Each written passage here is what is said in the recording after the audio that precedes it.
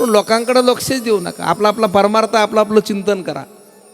कारण परमार्थ करणाऱ्या माणसाला लोक बोलत असतात, नावं ठेवतात, त्याचा काय विचार करता आपण? त्याचा विचार करू नका ना. कारण जसं संसार आम्ही करतो, संसारामध्ये एक एक रुपया करून संसार मोठा करत असतोय.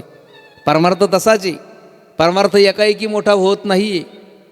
दररोज भगवंताचं नामस्मरण घेऊन घेऊन आम्हाला संतांची देवाची प्राप्ती होत असती, तशी होत नाही. माऊली ज्ञानोबा म्हणतात ना, हळूहळू डाळे डाळे केतू केने एके वेळे त्या मार्गेची निबळे निश्चिंत टाकी. आम्हाला आमच्या ध्येयापर्यंत जायचं आहे, पण तिथपर्यंत जात असताना आम्हाला तिथपर्यंत हळूहळू जावं लागणार आहे.